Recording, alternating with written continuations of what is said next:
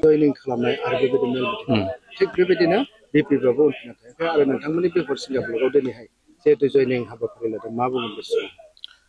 नंगौ दिनै जोङो हरसिंगा ब्लक कमिटि बिपिएफ हिसाबै जों प्रत्येकटा प्राइमारि कमिटिखौ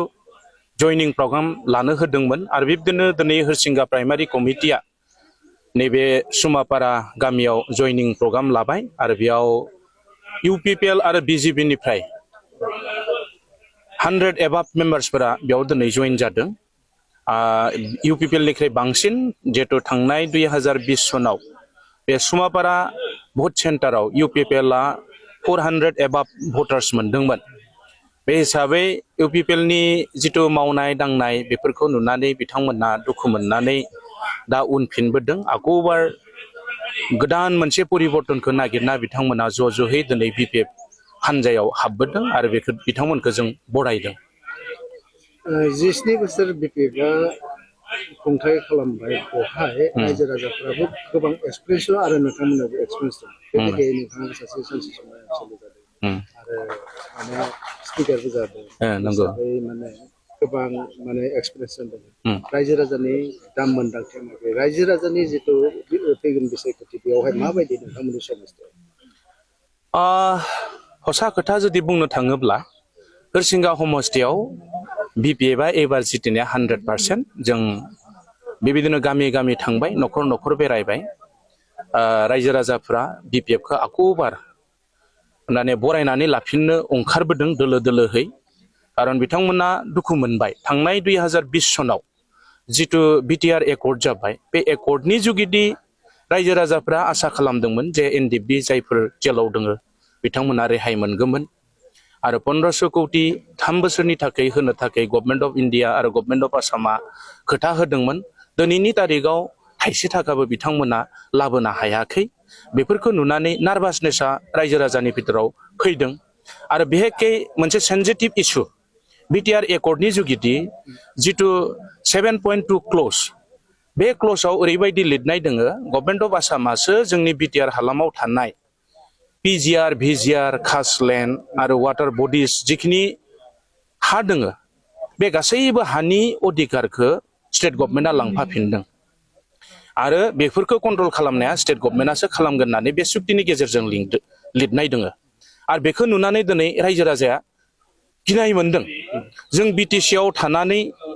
जों बिटिसिनि हानि अधिकारखौ जिहेतु बिटिसि सुक्ति 2003 सननि गेजेरजों मोनदोंमोन बे अधिकारखौ लांफाफिनबाय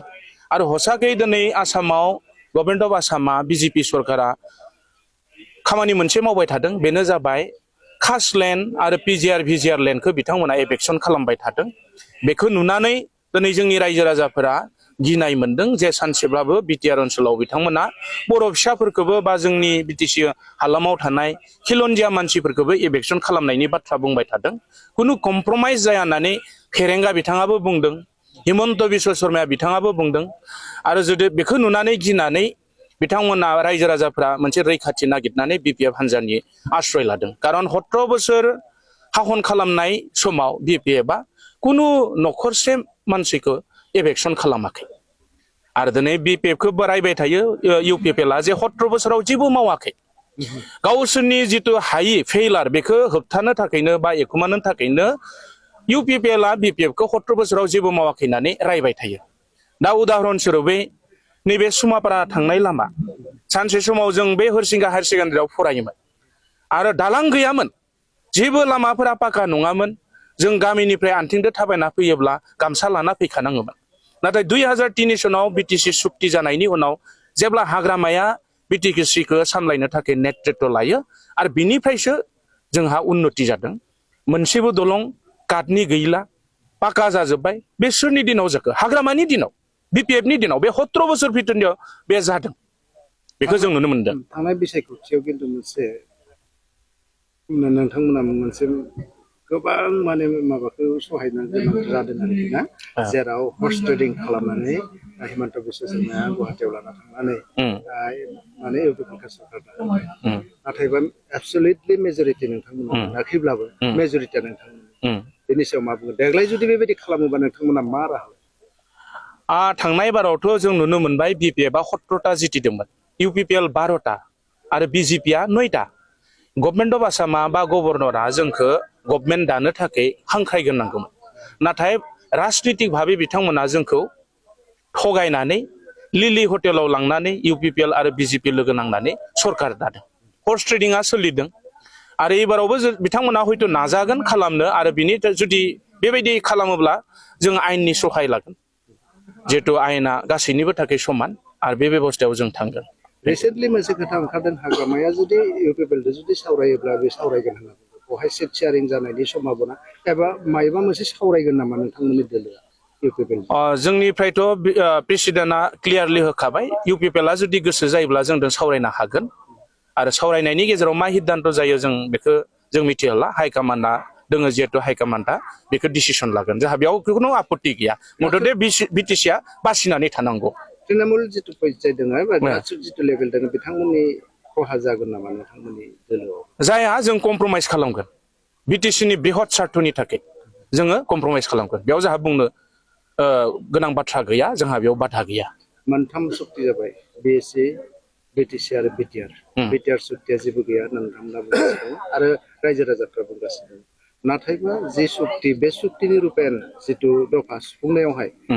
सरकार जेब्ला बिपिएफआ फैगोन माबायदि सुफुंनो आच्छा बेखौ जोङो नाजागोन कारन बिटिसि सुक्ति बे भारत संबिधाना बेखौ गनायथि होदों बिएसि सुक्तिमोन बियो स्टेट एक्टनि आन्दाराव जादों दा नैबे बिटिआर जितु सुक्ति बेखौ जों हान्थि सुक्ति होननानै बुंगोन आरो बिटिआरआव खुनु सोलाय सोल' जायाखै सुक्तियाव मात्र किसुमान क्ल'जफोरा सोलाय सोल' जादों जेरै हानि अधिकारखौ बिथांमोना लांफाफिनदों इनक्लुसननि नामाव गामि सोदों जों बेखौ मोजां मोनदों आरो जिहेतु बेखौ साংবিধাनिक जुदि मर्यादा मोननो मोनब्ला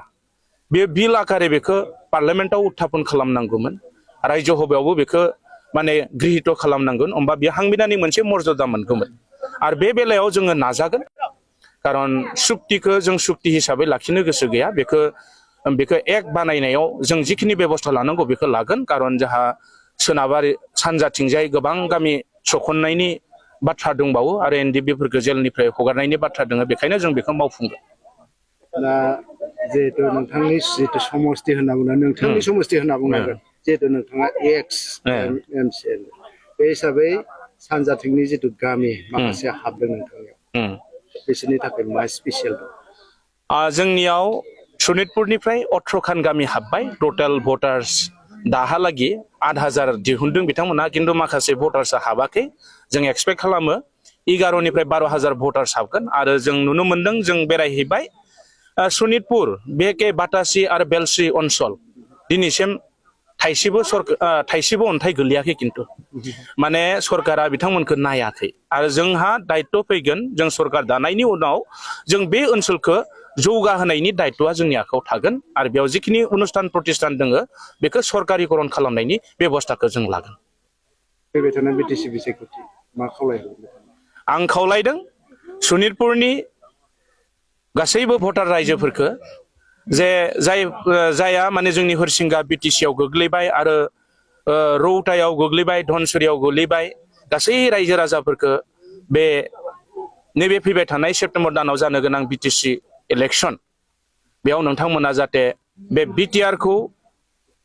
जाफुंसार होनायाव बा बिटिआर एकर्डखौ मावफुंसार होनायाव मदद खालामनो थाखाय नोंथांमोना जोंनो भट होनांगौ इउपिपिएलआथ' हायाखैनो 5 बोसोराव एकर्डखौ इमप्लिमेन्टेसन खालामनो बेखायनो बेखौ जों इमप्लिमेन्टेसन खालामगोन आरो बे ओनसोलाव थानाय माखासे थाबोनाय गामिफोरखौ सखननायनि आरो बेयाव जिखिनि अफिस कासारि नांगौ बे गासैखौबो मावफुंनायनि दायित्वखौ जों लागोन थेंक इउ